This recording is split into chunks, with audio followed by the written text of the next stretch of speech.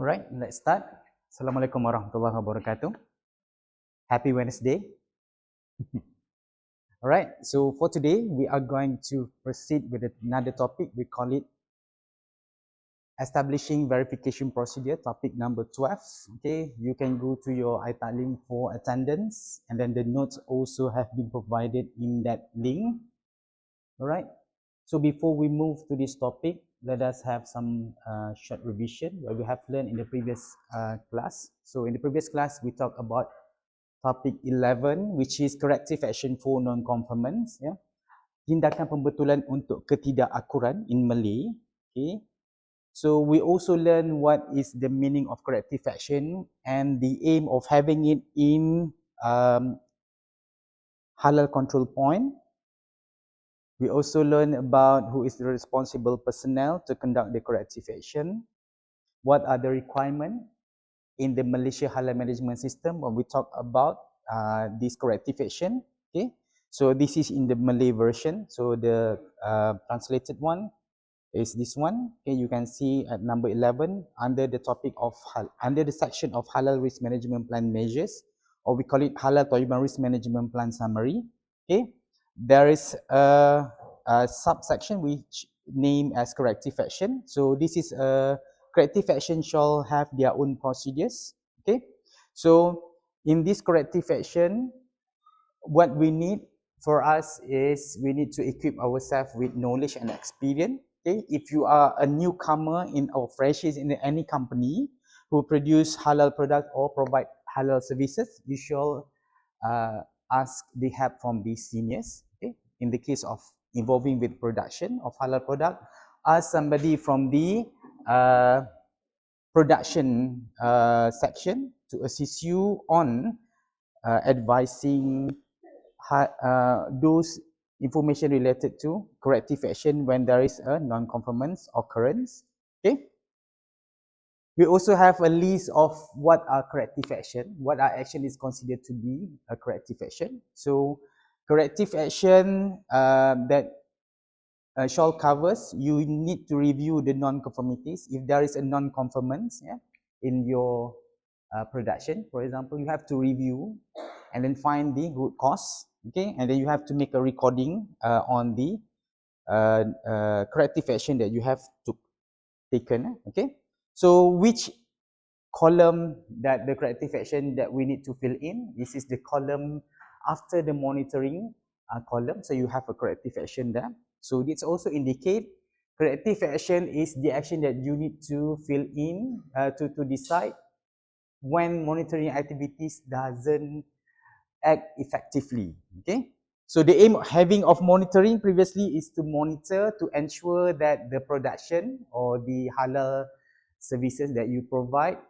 are within the critical limit. So there is another column before that. Okay, so if the monitoring activities fail to effectively carry out, so you need to do a corrective action. All right. We also have another example about corrective action. So we talk about slaughtering activities. Okay, so you can see how corrective action has been taken there in the column. Okay, so this is an example of slaughtering. Okay, and you have to take note. In the slaughtering activity, there are, I think, maybe up to 11 steps of slaughtering activity, starting from the arrival of your birds or your chicken, and then you go for stunning, and then slaughtering, and then defeathering, so on and so forth. So I just took one step, and then from one step I can identify the corrective action if in the activities of slaughtering fail to comply with the critical limit. Okay, and then we also talk about the need to verify the effectiveness of corrective action. So this one is the topic that we are going to talk today. Okay, so this is just an introduction in the previous class. And before we end, last Monday we talked about the differences between corrective action and preventive action. Okay, langkah pembetulan dan juga preventive action apa? Langkah pencegahan. So we provide an example of fire extinguisher, fire occurrence at the petrol pump, for example. Okay, So you have to take note the difference between corrective action and preventive action. Okay, so that is in the previous class. So for today, we are going to proceed with the second topic, which is establishing verification procedures. Okay, so which column? This is the next column after corrective action. Okay, so after you take the list of corrective action in your halal assurance system, you have to verify. Okay, for example, you are carry out a slaughtering activity. To check whether your slaughtering activity, your corrective action are effective or not, okay, you have to verify. So what you can verify, you can carry out a spot check. Okay, for example, in the slaughtering activities, okay, kalau dekat rumah penyembelihan, you will have a slaughterman, and there is another personnel, we call it halal checker. So halal checker will check each time the chicken is slaughtered. But we also can appoint someone else beside of these two personnel to go to have a spot check, sudden check. Okay, and then from that, they can verify whether the slaughtering activity carried out by the slaughterman, verified by the halal checker, are really effective or not. Okay, so usually we don't request somebody who are the slaughterman and halal checker to do the spot check. But activity of the spot check is considered verification. Langkah verifikasi lah. Okay. Then how do you want to know, for example, whether the chicken that being slaughtered are really killed through slaughtering, not through punching sharp knife to their body. Macam mana nak tahu satu haiwan tu disembelih, betul-betul disembelih ataupun dibunuh? That's a visual evaluation. What if actually they kill first without slaughtering and afterward they slaughtered? How do you can differentiate? Okay, the answer already there on number 2. We can carry out a stress hormone test. Chicken or animal that been slaughtered properly, they will not be stressed, getting stressed because of the slaughtering activity. So the stress hormone is within the acceptable limit. Okay, this is what I've been telling you. Science and Sharia, science will assist on Sharia point of view. Okay, in this case actually. Okay, same goes like why you think people nowadays opt for slaughtering, halal slaughtering, instead of just simple killing of animals in certain countries, in certain non-majority non-Muslim countries. Kenapa orang sekarang ni dah mula memilih untuk slaughtering, halal slaughtering in non-Muslim countries?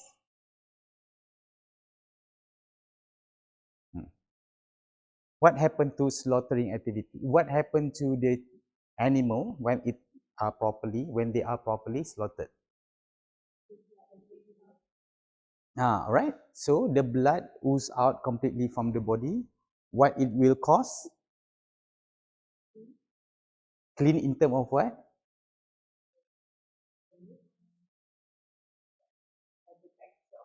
That is the end of the aim of having it. When you ooze out blood is the main source of food for bacteria. So what happened to meat that having less bacteria growth? Definitely the quality of meat will be better. So that's the reason why people go for halal slaughtering. So kenapa pula kalau kita potong kepala chicken tu fully is considered makruh compared to slaughtered on the 4 vein or 2 veins, severe the 4 vein and 2 veins. Have you checked? Have you investigated why? There is always scientific evidence from that. Ini adalah jawapan you untuk non-Muslim bila bertanya. You never know with your answers something that can bring to us, to them as well.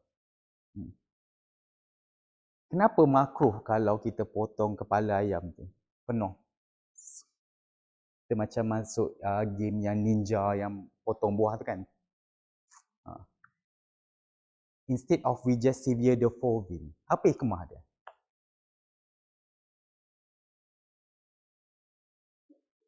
Walaupun topik ni verification, but there is something behind. Apa yang ada dekat kita sebagai manusia?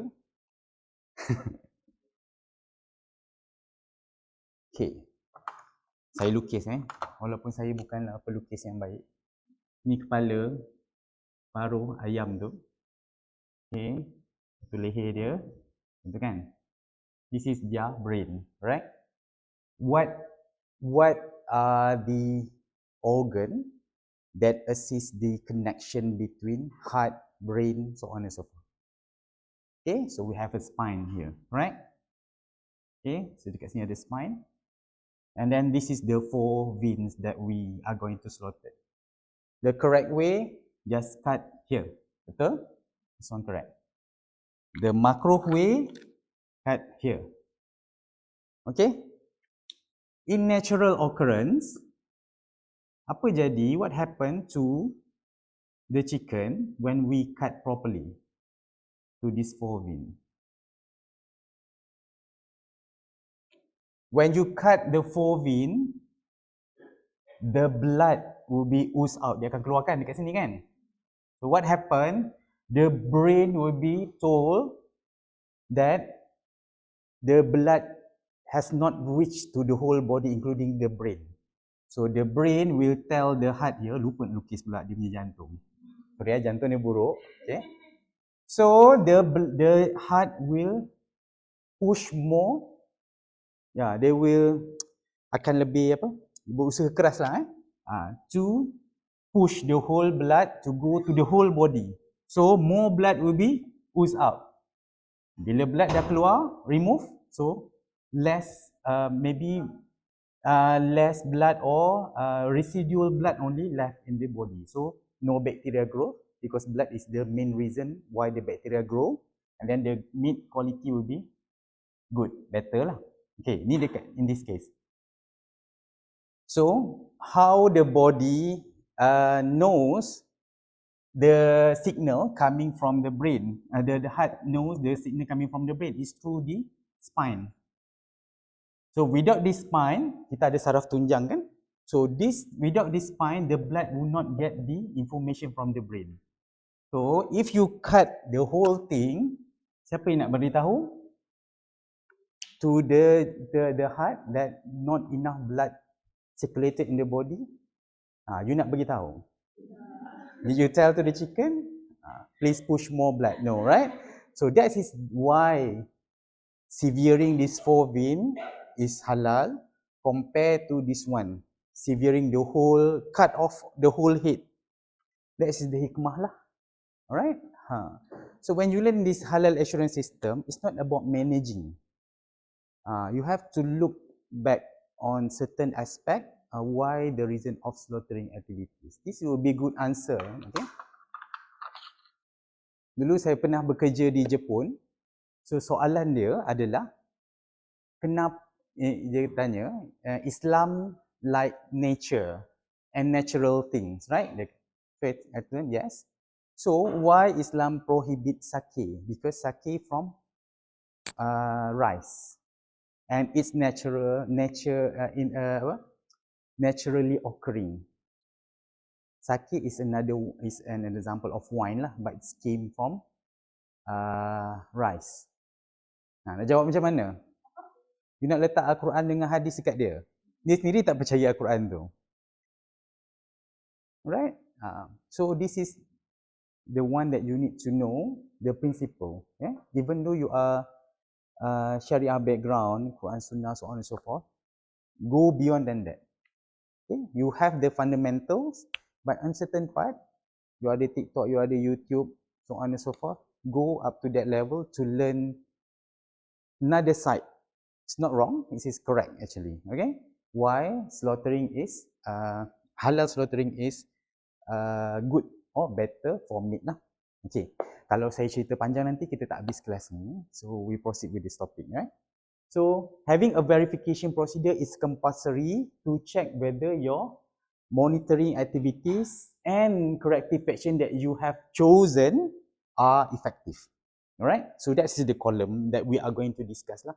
So the action that you choose to fill in this column shall be specific, measurable, shouldn't be vague. Yang sama-sama cannot be used. Okay, so you should have a really detailed information lah. Right? And the last column is record. That one will be shared in the next class. Okay. So let's see a little bit about verification. What is actually verification means? Okay. Verification means halal quality process that is used to evaluate whether or not a product, service, in this case product or halal products, service is halal services, or system complies with regulation, specification or condition.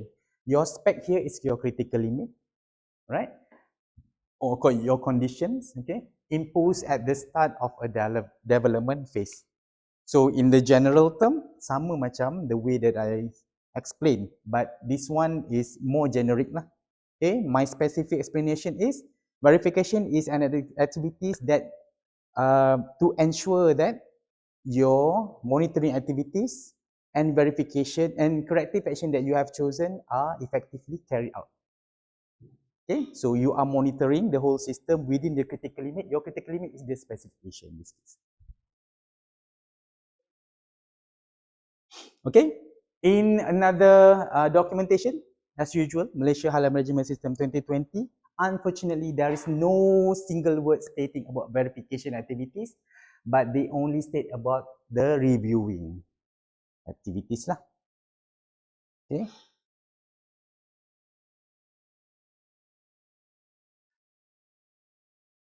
This one, who is the responsible personnel? Okay. Yang ni, this one I took from, it's not Malaysia Halal Management System, it's under MPPHM, Manual Procedure Pensijilan Halal Malaysia. Another document, we call it Manual Procedure Pensijilan Halal Malaysia 2000, I think 2017 You tengok, boleh tak? You can Google, there is a word of verification there. So, a personnel that we can appoint to verify your activities in your corrective action and monitoring is, you can appoint an audit officer. Whether the audit officer came from your premise, we call it internal auditor, or we can call from third party lah. Okay, contohnya saya selalu dipanggil untuk jadi auditor, third party auditor for companies that already have CJ halal lah. Okay, but most of the time I went for logistic companies lah. Okay, so you also can become an audit officer or auditor as a third party to be called on verify the corrective action and monitoring activities. Okay. Verification as well can be carried out by enforcement officer. In this case, enforcement officer ni, can be carried out by the auditor. Okay. Where this auditor can conduct a follow-up audit after corrective action that has been implemented for verification purposes. Usually, auditor act as what? JAKIM will come to the premise to do the audit every 2 years. 2 years ni depend on the scheme of your pensijilan halal certification. Only slaughterhouse verification of validation of the certificate is 1 year. Validity untuk rumah penyembelihan setahun saja. Okay. Other schemes 2 tahun.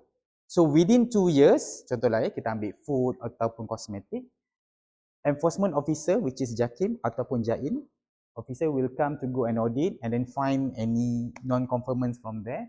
Auditor ni, they can conduct a follow-up audit after that lah. Whether the same auditor came from JAKIM or JAIN, or we can request internal or external auditor, third party, to help us on follow-up audit. Okay, so usually when you have an audit, there is a non-conformance. They will call it major, minor, observation, opportunity for improvement, that is the finding lah. So we need to make a correction from the activities lah.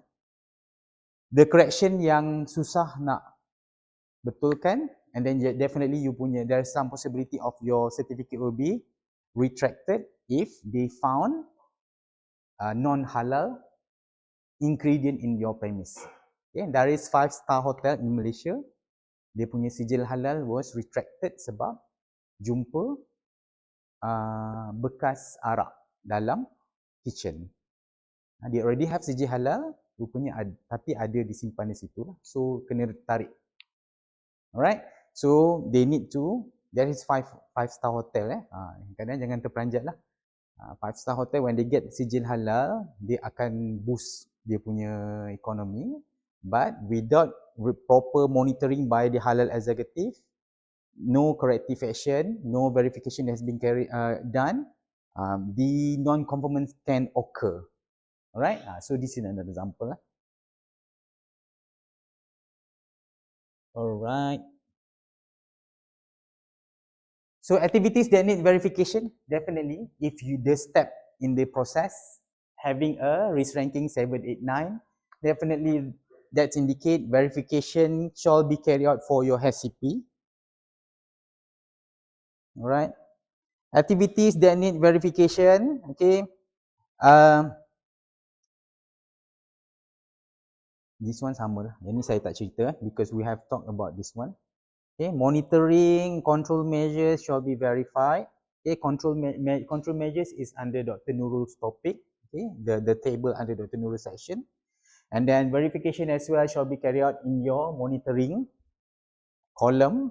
Okay, in the table 2. Okay. Activities related to verification. Okay, apa lagi contoh? What are the example of verification activities? Okay, in a general term, we can carry out reviewing of halal risk management plan. Remember, we have table 1, table 2. If we do the reviewing, we carry out, kita buat semakan, we carry out a review. It's also considered a verification. Dan ni kita tengok keseluruhan. We can assess the control measures. In Dr. Nurul's table, there is a control measures column. If you verify or you assess that column, information in that particular column is also considered a verification activities. Okay. Analysis of recall and product disposition due to non-implementation of control measures. Sometimes there is condition companies face complaint, and then they also face condition where the products are contaminated and they need to make a product recall, macam yang Prego punya soup kan. So after you carry out your monitoring, your verification, your corrective action, and your corrective action, if the company still facing complaint and food recall, that's indicate a verification to say that the monitoring activities is not effective. Alright, so this is what they say lah. You need to reanalyze. Is there any complaint after you carry out your monitoring? Is there any product recall that you have carried out? Okay. If the numbers of complaint and product recall reduce, that's indicate your monitoring and your corrective action is good. Is correct. Okay. Compliance of the process flow diagram and layout with documented situation. Okay. Another way of we carry out the verification is, remember in step number 2, you have to draw a step number 2, flowchart and plan schematic diagram. Okay, what happened in actual condition? Okay, so many people, when they submit the drawings to JAKIM, the drawing is not reflecting the actual condition in the premise. So what you need to do, you need to verify from time to time whether the process flow that you draw still reflecting the actual condition. Okay, saya pernah dulu, saya menyebabkan satu company di Korea, dia terpaksa tanggung tiket flight yang banyak, yang mahal sebab when I was called to go for audit to the South Korea, it's not Korea, yeah, South Korea, dia buat ginseng. During an audit, when I came to their place, they request to shut down the whole process. Definitely wrong, because I'm coming there to be an auditor. If you shut off the whole system, how can I evaluate? So I told them I will not go back to Malaysia until you ask all your staff to come back tomorrow, open the whole system, and then I review. So they have to purchase another ticket flight and hotels. All right. So during that time, I know actually the drawing that they sent to me earlier is not reflecting the actual practice in the premise. So that is a verification activity that I carry out. So I will verify. Saya garang sikit lah kalau jadi auditor. Alright. Because luar negara lagi you susah nak control. Alright. And then analysis of customer and consumer complaint. Ini saya dah cakap tadi. Okay, dia sama macam yang number C ni. After you do monitoring, you do corrective action, numbers of complaint reduce, so you can verify to say that your monitoring activities is good. Baguslah. Tak ada orang complain. So lagi baik lah maksud dia, you ada improvement, right? Evaluating of halal risk management plan with applicable legislation and authority. Okay, sometimes after you have operated the production or provide halal services, tiba-tiba our government say there is a new procedure, new Malaysian standard. So you have to verify your processes against the new legislation lah, against the new Malaysian standard. Okay, if there is changes, you have to change lah. For example, in 2009 version of MS 1500, the halal is focusing on the production alone. Daripada from receiving ingredient, production, that's it. In 2019, the requirement has been improved where after you produce, in order to deliver your product to your customer, there is a emphasis to say that you need to appoint a third party halal logistic provider. So, company saya waktu tu, contohlah saya ada company, I have to now improve my process. I have to get a third party halal certified logistic provider to transport my products lah. Yang tu 2009 version. That's indicate after 10 years, you have to check against the new policy, right? And then another example of verification, you need to review gaps between current and desired level of knowledge, awareness and training of staff with respect to halal knowledge.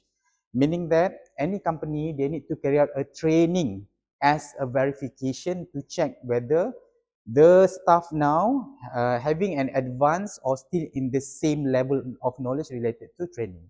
So training can be divided into two, whether training of competency or awareness.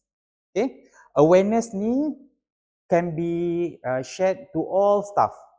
Semula you level USPM ke diploma ke apa semua kena belajar. But there is a competency test. Competency training. Competency training is for staff that are on the supervision and up level lah. Halal executive is one of it. Okay, so wajib ada lah, right? And then consistency of current documentation.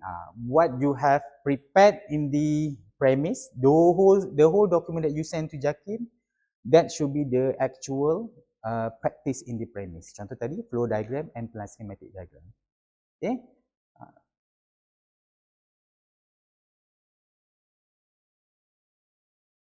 Ini dah sudah.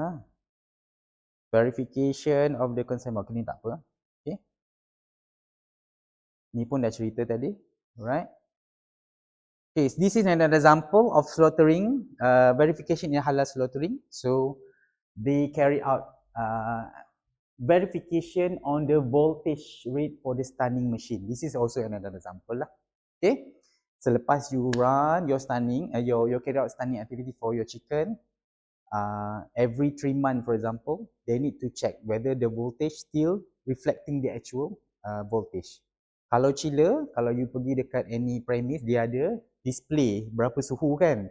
Is it correct that display suhu with your digital thermometer?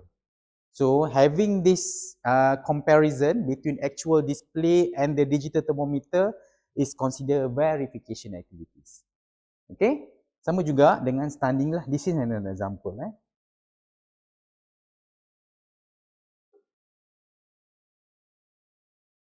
Okay, last slide. Yang ni, this is for halal supply chain, logistic, warehousing, retailing. So you can see there, under the halal supply chain, you have to guarantee the halal supply chain from farm to fork. Ensure there is no contamination. You have to ensure as well halal process verification on the third-party supply chain provider.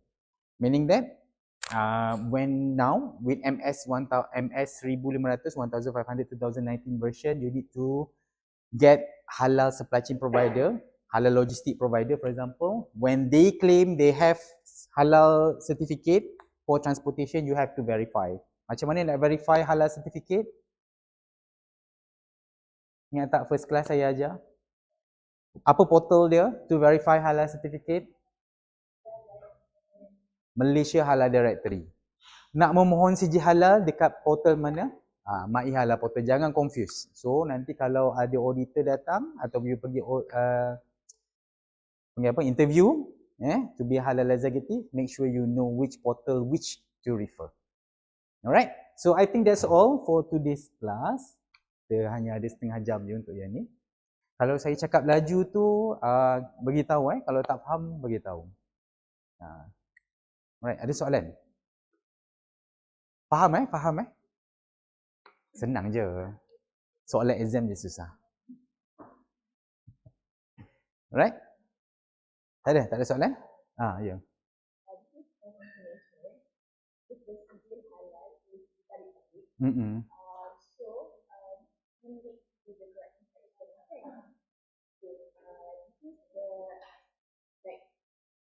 General question.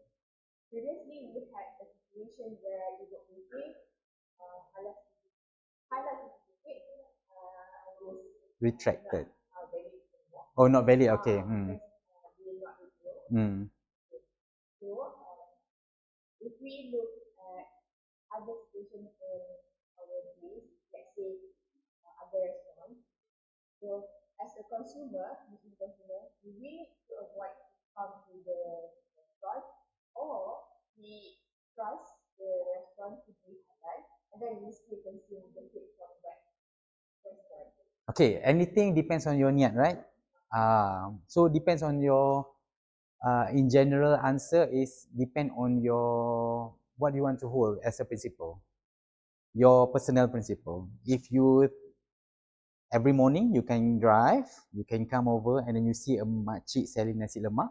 Did you check the halal certificate? Definitely they don't have it, but you have a strong opinion to say that actually this makcik is choosing those ingredients are halal, right? So same goes with the Evo and other restaurant as well. But as I told you, if you can look forward on the halal certificate, because you have learned about this halal thing, right? So it might be some changes in your principle nowadays. Okay, so I let it to be decided by yourself actually. Okay, because I myself as well,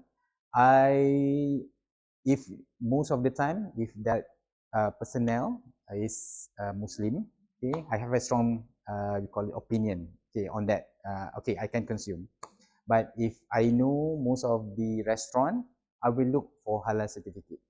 Okay, and then another we call it personal experience. I'm not a kind of person who is picky eater.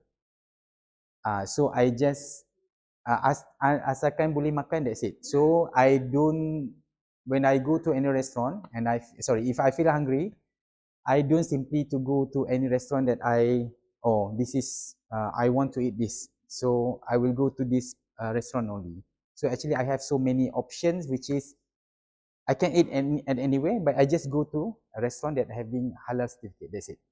Some people, they have specific preference, so that will loosen up the principle of holding whether that the restaurant having halal certificate or not. So that will be affect with their call it options lah in selection. Okay, dalam macam diri saya just makan je, tapi saya akan pilih yang ada sijil halal. I don't care, I don't need nasi saya tak peduli. Saya tak macam orang tua yang zaman sekarang. Setiap hari mesti makan nasi. Macam saya, asalkan saya boleh makan, that's it. Asalkan saya punya air fryer kat rumah tu boleh masak, dah. Kadang-kadang nugget je, ayam je, that's it. Saya tak makan nasi pun okey. So saya lagi senang untuk hidup saya macam tu, tapi saya akan terus pilih ingredient yang dapat sedia halal, that's it. Okay, so depends on you.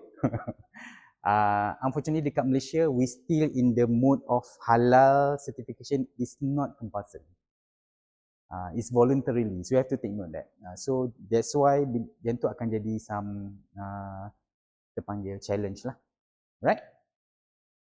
Ada soalan lain before we end? Ada kelas lagi lepas ni? Ada? Alright. So I think that's all from me. See you on the next week. Okay. If I could not teach in any of the class, I will inform earlier.